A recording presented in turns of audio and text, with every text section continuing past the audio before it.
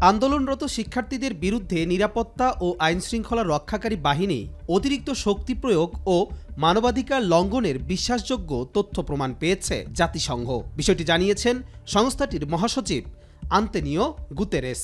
এর প্রেক্ষিতে তিনি গভীর উদ্বেগ প্রকাশ করেছেন। বাংলাদেশের কোটা সংস্কার আন্দোলনের জেরে সৃষ্ট উদ্ভূত পরিস্থিতিতে নিবিড় নজর রাখছে জাতিসংঘ। এছাড়া যে কোনো পরিস্থিতিতে পদক্ষেপ নিতে জাতিসংঘ প্রস্তুত বলে জানানো হয়েছে। মহাসচিবের মুখপাত্র স্টিফেন ডুজাররিক এক ব্রিফিংয়ে এসব কথা জানান। বিবৃতিতে তিনি সব ধরনের সহিংসতার দ্রুত, স্বচ্ছ ও নিরপেক্ষ তদন্ত পুনর্ব্যক্ত করেন এবং এর জন্য যারা দায়ী তাদের জবাবদিহি নিশ্চিত করার আহ্বান জানান। ডোজারিক জানান, শিক্ষার্থীদের আবারও শুরু করা বিক্ষোভের বিষয়টি তাদের নজরে এসেছে। চলমান পরিস্থিতি নিয়ে জাতিসংঘের উদ্বেগের বিষয়টি তুলে ধরতে অব্যাহতভাবে ঢাকা ও নিউ ইয়র্কে বাংলাদেশের সংশ্লিষ্ট কর্তৃপক্ষের কাছে বার্তা পাঠানো হচ্ছে বলে উল্লেখ করেন তিনি।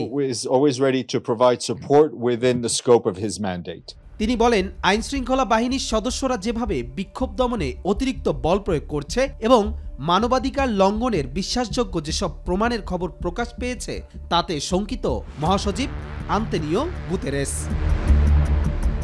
তিনি আরও বলেন, বাংলাদেশ কর্তৃপক্ষ তাদেরকে জানিয়েছেন যে জাতিসংঘের লোগো সম্বলিত গাড়ি বিক্ষোভ দমনে আর ব্যবহার করা হবে না।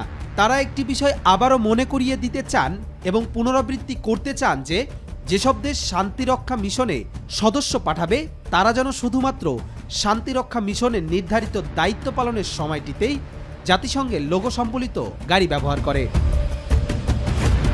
কবির চৌধুরী জয়, মাই টিভি।